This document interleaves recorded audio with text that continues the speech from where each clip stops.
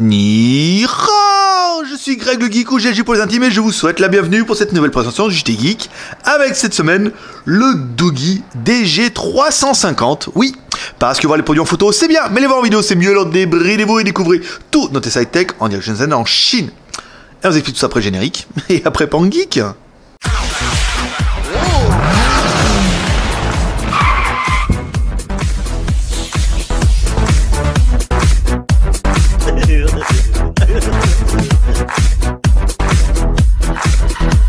Aujourd'hui, aujourd'hui on va tester notre troisième Doogee sur 12, hein. Donc on a encore, vous allez encore en manger pendant un petit peu, mais il va y avoir du bien. La semaine prochaine on va essayer de vous faire le waterproof là, celui qui étanche un téléphone à moins de 100 € sous Android, ça peut être pas mal. Et bon là on attaque avec ce DG350 qui, bon pour certains, va ressembler quand même cruellement à un Umi. Hein, les nouveaux X1 Pro avec ce contour un peu granulé comme ça qui est certes du meilleur effet mais qui a déjà été vu chez d'autres et tout, donc bon pourquoi pas. Alors on attaque par le contenu de la boîte. Dans la boîte qu'est-ce qu'on va avoir? On va avoir un kit piéton intra-auriculaire comme toujours avec un bouton One Touch sans problème. On va avoir un câble USB micro USB. Voilà, un truc vachement classique par rapport au câble plat qu'on a pu voir dans d'autres modèles. On va avoir un chargeur secteur en prise français, logoté Doogee, voilà, c'est eux qui les donnent. Et la bonne nouvelle, c'est qu'il y a quand même marqué le logo CE dessus, donc là c'est pas mal. Et enfin, on va avoir un film protecteur en plus, parce qu'on vous rappelle, il y en a déjà un qui est collé sur le téléphone, et ben vous en aurez un deuxième comme ça. Et ben c'est des petits détails qui font toujours plaisir, hein. On est toujours bien à avoir des petits trucs en plus. Au niveau de la présentation du téléphone, alors on va l'ouvrir, on va regarder un petit peu ce qu'il y a dans l'animal.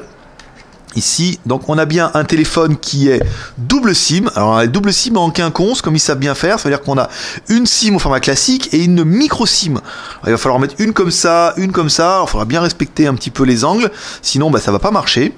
Et une micro SD ici qu'on peut taper nous jusqu'en 32 Go sans problème. Alors là, vous voyez, il y a une ouverture, à mon avis, quand on met la carte SIM dedans, on doit pouvoir la sortir en appuyant par là. C'est plutôt bien vu. Alors à l'intérieur on voit bien marqué que c'est un Doogee. Alors, le modèle c'est un Pixel DG350. Alors, pourquoi Pixel je ne sais pas, mais pourquoi pas. La batterie c'est une 2200 mAh. Voilà, le téléphone est plutôt sympa, la grille est pas mal à l'arrière, assez conséquente, on espère qu'on aura un son plutôt correct. Ici, on referme le téléphone avec son cache un peu, vous voyez, pixelisé, façon carbone. Très joli, hein, j'aime beaucoup. Alors, on va mettre en route le téléphone, ça sera fait. Ça, on entendra notre musique de Lover. J'ai pas appuyé assez longtemps. On va appuyer un peu plus. Et là, c'est le drame, il n'y a plus de batterie. Ça serait con, hein, ce qui m'arrive. Alors, sur le côté gauche, on retrouve bouton volume plus-moins. Ça c'est bien. Après on retrouve un contour qui est, alors c'est du plastique, hein, c'est pas de l'aluminium, c'est un peu dommage mais c'est comme ça que ça se passe. Sur le dessus on aura un jack 3.5 et une connectique micro USB. Sur le côté gauche bouton power on off et sous le dessous rien du tout si ce n'est un truc arrondi comme on avait vu par exemple c'est le ABP6 et le microphone qui doit être caché sur le devant. Les boutons sont en façade et on va attaquer le démarrage. Donc mise en route de l'appareil, je vous passe la musique de Lover. Hein, vous l'avez déjà entendu plusieurs fois. Alors on va attaquer les IMEI ici. Alors on fait étoile dièse 06 dièse. Donc on a bien deux IMEI en 35, on vous rappelle. IMEI en 35 ou 86, ça ne pose plus de problème depuis que les opérateurs en France vendent des téléphones en 86 et en 35. Alors 366, alors attends, c'est 364, 66, 33, dièse étoile, dièse étoile. On va aller sur un accès au menu ingénieur, oui. Ici donc on peut voir les fréquences. Donc là alors on a un téléphone qui est surprise hein, sur ce Doogee. En fait on a un téléphone qui est bien GSM 850 900 1800 1900 et là ouais, comme par miracle en fait sur les fréquences en 3G, et on a bien le 800, le 850, le 900, le 1900, le 2000. Alors apparemment le fabricant n'était pas au courant, parce qu'en fait sur leur site il y a bien marqué qu'il est que 850, mais là apparemment les fréquences sont cochées, donc le premier qui achète essaye et il nous dira, confirmera, s'il est bien compatible 900 France, mais là apparemment vous voyez ça serait déjà une bonne nouvelle pour ce téléphone là qui pourrait vraiment être le même que le Umi, donc vu qu'il sort des mêmes usines et que c'est la même fabrication, ça paraîtrait tout à fait normal. Voilà, allez, on attaque par notre premier personnage exceptionnel, qui est...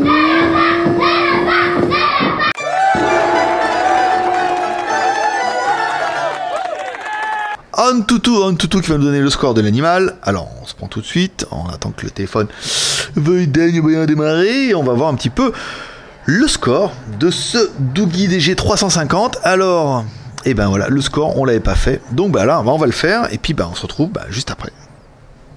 Donc, le score. Alors, voilà, ça y est, c'est fini. On l'a regardé faire.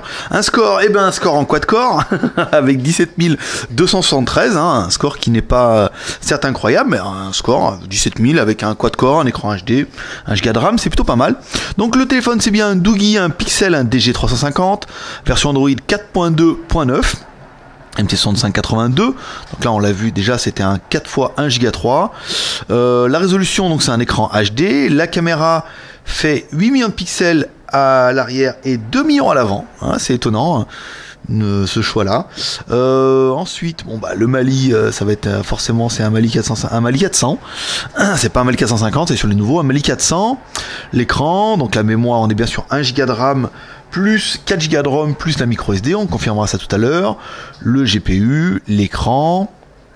Voilà, donc on a un téléphone qui est des plus corrects, avec une petite configuration, encore une fois, un téléphone à moins de 90 €, donc vous en avez un petit peu pour votre argent. Ensuite, on revient, on attaque par notre deuxième personne exceptionnelle, qui est... Hi boys and girls. Mettre le pouce, l'homme à la mèche. Alors l'homme à la mèche qui va nous donner un petit peu la taille de l'animal. Ici, on l'éteint pour pas que ça bugle. Ici, donc on a bien un écran qui fait 4,7 pouces. Ça c'est pas mal. La taille, alors, il fait 138 par la largeur 68. L'épaisseur, on va le prendre ici tout de suite. On appuie sur On. On met ça à 0. Ici, donc l'épaisseur, eux, nous avait donné une petite épaisseur à 6,6. On est plus épais que ça, on doit être 6,6 sur la tranche là. Alors je sais pas comment ils font pour faire calculer leur taille. Oui, là on est bien sur 6,6, mais après on a l'excroissance de la batterie. Et là forcément on est un peu plus épais. On va prendre le poids du téléphone. Si on met dessus, alors on est sur un poids de 343 grammes. C'est un téléphone qui est pas léger, mais en fait on paye un peu le poids de la batterie avec une batterie à 2200 mAh et un téléphone qui est conséquent, donc on n'a pas le téléphone le plus léger du monde. Je vais quand même le refaire parce que ça me paraît un petit peu beaucoup. Changer l'unité ici en grammes. Voilà, c'est ça. En fait, il nous avait tout déréglé la balance. Alors, on est bien sur un téléphone qui fait 150 grammes. Parce que même moi, après, j'ai quand même 300 grammes, faut pas déconner. Ça fait un peu lourd. Alors, on a un poids de 157 grammes. Donc, un téléphone qui est plutôt correct. Donc, on va tester le CPU, comme toujours, avec notre CPU identifieur. On va lancer 6PO. On met l'évaluation. Donc, on entendra les 3 bips. On a entendu le premier, était assez discret. Voilà, on va avoir un petit score avec un CPU en MT6582. On va attendre le deuxième bip. Ensuite, on va regarder. Nanana. Donc là, on a fait là, mettre pouce. Donc là, c'est bon. Et après, il nous sera la RAM, la ROM. Oh là, le score. Alors, un 10565. C'est un petit score avec un petit CPU. Encore une fois, un 4 Go 3 en Mediatek 6582. Alors, ensuite, on va faire la RAM, la ROM ici. Alors, on prend là. On va prendre les réglages. Ici. Le stockage. Donc le stockage du téléphone, on est sur un téléphone qui reste, il reste pas bien grand chose. Pour installer vos applications, il vous restera 1 Go, donc 0,98, donc disponible 867. Ça c'est la carte SD. Et pour installer toutes vos photos, vidéos et MP3, il vous restera 1 Go 71. Donc là, ils sont totalement disponibles. Ensuite, on va regarder les applications. Les applications en cours. Donc sur les applications en cours, on aura bien 360 mégas utilisés et 600 mégas de libre. Donc ça vous reste quand même pas mal de place pour installer toutes vos applications qui vont bien. Donc pour résumer, on a bien 1 Go de RAM, 4 Go de ROM, plus ta ROM qui peut chausser du 32 avec de la micro SD. Ensuite, on va faire la technique avec Z-Device. Alors, la technique est là. On va prendre l'accéléromètre, comme toujours. Ici. Donc l'accéléromètre, oui. Vous voyez, donc là, on voit bien que ça bouge, donc il y a de la vie. Ensuite, on aura le compas. Et le compas, non. Et sur ce coup-là, c'est vraiment une spécialité de Doogie, en fait, où leurs téléphones n'ont pas de compas. C'est un peu dommage, mais en même temps, je veux dire, vous en avez pour votre argent. Ici, l'OTG, non, vous voyez, il n'est pas OTG non plus. Ici, quand on le met, ouais, on a bien, il n'y a pas d'OTG. Un petit peu dommage aussi, hein, encore une fois, 90 €. Donc là, vous avez un peu le prix, le prix que vous êtes prêt à y payer, hein, c'est ça en fait. Si vous êtes prêt à passer outre, et ben forcément, vous n'aurez pas un peu tous ces petits détails. Là, les notifications, on regarde ici. Donc là, je regarde qu'elles sont pas cachées dessous, donc pas de LED de notification. Ici, on a bien le téléphone qui charge, vous voyez, on a bien la batterie ici. Les boutons, donc les boutons sont bien rétroéclairés. Là, c'est la bonne nouvelle par rapport à d'autres modèles. Vous voyez, on voit bien qu'ils sont rétroéclairés. Par contre, on n'a pas de retour de force. Alors, à moins que ce soit une option, mais je pense pas. Mais normalement, on n'a pas de retour de force sur cette version-là. Alors, ensuite, la version Android. Donc, on avait une version Android 4.2.9. C'est une version un peu bizarre. Je me demande si c'est pas un bricolage de Dougie, en fait, qui s'est dit, tiens, je vais leur bricoler la ROM, je vais faire une surcouche, et puis on va dire que c'est une 4.2.9. Oh non, 4.2.9, hein, pourtant tout est bien fait. Vous voyez, on a bien le boot là en fait. À moins qu'ils aient relooké ça aussi avec le Jelly Bean, mais en théorie c'est plutôt correct. Ici, on va aller sur le menu, donc on a bien le Play Store qui vous permettra d'installer toutes les applications. Puis à partir du moment où vous avez le Play Store, en fait vous êtes sauvé, hein, vous avez tout le reste. Les choses à faire, bon, on a appareil photo, les choses. On a bien la radio FM, c'est pas mal. On a un clavier rapide. Un lecteur MP3, les paramètres, bon voilà, on a le Talk, le Play Store, on a tout ce qui va bien, et ça suffira un petit peu à faire l'ensemble. Alors maintenant on va écouter un petit peu de musique avec le téléphone, ici, alors on va essayer, maintenant il faut retrouver l'onglet musique, ce qui est le plus dur de tout ça, documents, galerie, flash, Google, Play Store, map, musique ici, on va écouter un petit peu Britney Spears, ouais je sais qu'il y en a beaucoup qui l'adorent. Il y en a qui l'ont en horreur aussi, hein, apparemment.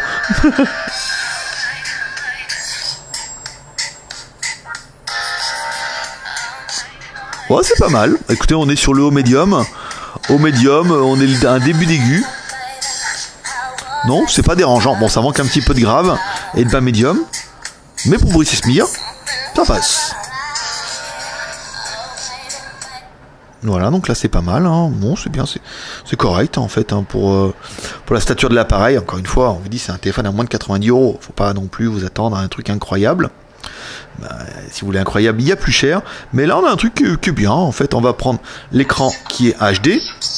Voilà, donc un très bel écran tout de suite, hein. On voit tout de suite que le rendu est quand même très très bon. On a bien les noirs profonds en haut et en bas. Ici, on a bien un écran qui est IPS à 180 degrés, vous voyez, on n'a pas de rétroéclairage sur le côté. On met l'écran en plein écran et voilà, on a un bel écran en HD, il n'y a pas à dire, vous voyez, on a un bon rendu, on a de belles couleurs, on a un bon contraste et tout. Non, là vraiment c'est une bonne surprise parce que l'écran est quand même de très très bonne qualité et quand on a un téléphone qui est un peu cheap ou on fait des concessions, vous avez vu sur le Compass, sur des choses comme ça, on pourrait s'attendre à avoir un téléphone pas super incroyable, mais non, en fait l'écran est très très très joli. Alors ensuite, les jeux toujours pas, la photo, on va se prendre la photo ici. Alors, il m'explique un peu comment prendre des photos avec un téléphone Android, c'est très gentil. Ouais, c'est très gentil, j'apprécie beaucoup. Ici, ouais, ok, je sais faire. Là, oui, on peut zoomer aussi comme ça, ouais, tu penses bien. Alors, ensuite, on va se prendre un peu les réglages, ils sont là.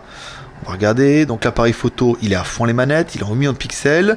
La qualité, on va le mettre en haute qualité, ici. Et on va prendre la photo ici, par exemple. Tac, un petit bruit, hein, qui va bien. Donc la photo, bon, c'est du 8 millions de pixels, c'est un petit million de pixels, hein. Vous voyez, on a mis le flash, ça a fait un petit voile blanc, qui est pas du meilleur effet. On va essayer de désactiver le flash.